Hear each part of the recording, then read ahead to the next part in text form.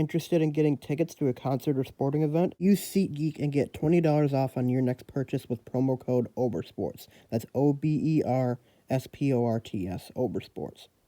What's going on, guys? Jacob Ober here. Um, last month, and for those of you who are new to this channel, I know I got a lot of subscribers in the past month because of the Packers, but for those of you who are new to the channel, I am a huge Star Wars fan, and last month I ordered a lightsaber, a mystery box lightsaber off of ultrasabers.com, and when it came, I made a video where I unboxed it, and to be honest, I got way more views than I ever expected to get on that video, and there were so many positive comments telling me how cool it was.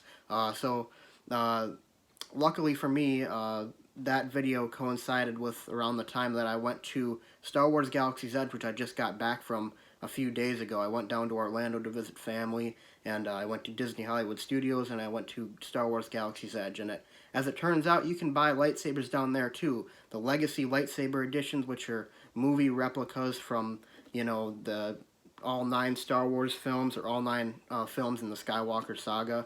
And I went out and I got myself another lightsaber. And this one comes in a fancy case here. I'll open it up for you guys. And I'm sure many of you recognize this hilt here. It is, for those of you who don't know, the hilt that Luke Skywalker uses in Episode 6 and then seen in a flashback scene in Episode 8. But this is like the classic, lightsaber design. I mean, it is so nice. I mean, it's the kind that Obi-Wan used a similar version to this one in Episodes 3 and 4, and then Luke Skywalker built his own in Episode 6, and it looks exactly like this one. But, I mean, this is my favorite lightsaber ever. I've always wanted to get a replica of this lightsaber, and it's so cool. I mean, I'll give you a close-up look at it. It's entirely metal. It's extremely well made. It's really light to hold, and the only disappointing thing I would say, this really doesn't hinder my experience having it at all, but the thin neck, you can't actually put a blade in the thin neck version of it. You have to unscrew it and put the thick neck on, which isn't movie accurate. It still looks really cool, but that would be, the only complaint I might have with it. But still, I mean, an extremely cool hilt and very movie accurate in its replica display version. But I'm going to take the thin neck emitter off. I'm going to put the thick neck emitter on. It has a hole to put the blade in at the top there. Screw that on, righty-tighty, lefty-loosey. Got the blade here. Of course, it was an extra $50 to get a blade with it. It's Disney World. They're going to charge you for every freaking thing you do. But, I mean, still, it's entirely worth it for the price it is. I mean, you cannot buy the Luke Skywalker lightsaber anywhere else, officially sold. You have to buy it from a private seller, and they will charge you thousands of dollars to buy this off of the internet. So I'm going to go ahead and fire it up here. I'm sure you guys know what color it is by the thumbnail or by prior experience seeing Star Wars films.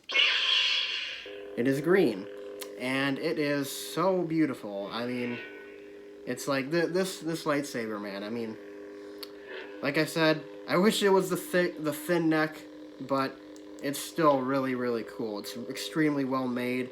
The sound isn't too loud. It isn't too quiet. In the blade, it does make sounds.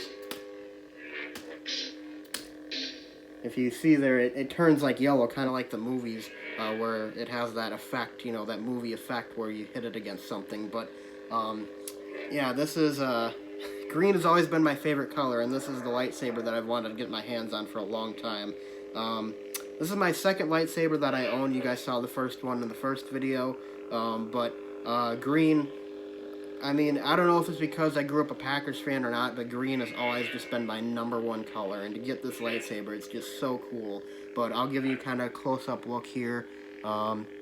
It's got the sound coming out of the bottom here. Like I said, it does make the noises, everything, and when you hit it against something, it makes the noises. So, yeah, I mean, this is just, it's super high quality, and, for the price I got it at, it was pretty well worth it, I would say.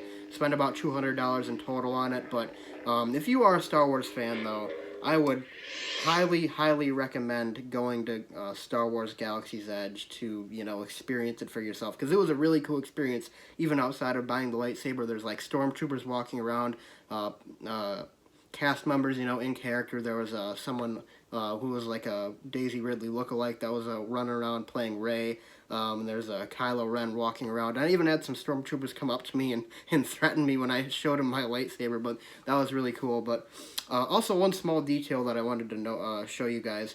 As you can see, the light kind of travels up the blade. That's not something that I have with my previous lightsaber that I bought. It kind of just turns itself on. But this travels up and down the blade. It's like so accurate to what a real lightsaber would be. So, anyways, though, that's really all I have to say in this video. I just really wanted to show you guys this because it's so cool. And I would have vlogged the experience too, but I mean, it was just, I really wanted to, you know, experience it, you know, firsthand, everything like that, and I didn't really want to have to stress out by trying to film everything that happened, you know. So I hope you guys understand that, for those of you who might have wanted a vlog of that trip. But still, this is well worth the price of admission. It's well worth the price that I bought it for. And they have versions of, you know, everybody else. You know, you can buy Obi-Wan's from Episode 1. You can buy the Skywalker lightsaber that Rey uses in the sequels. You can buy Mace Windu, Darth Maul, Darth Vader, Kylo Ren. You can even buy Ben Solo from before he was turned to the dark side. I don't think he's a Sith, but before he turned to the dark side. And that lightsaber was only seen for like 5 seconds in The Last Jedi, but I just thought it was really cool that you could actually buy that one.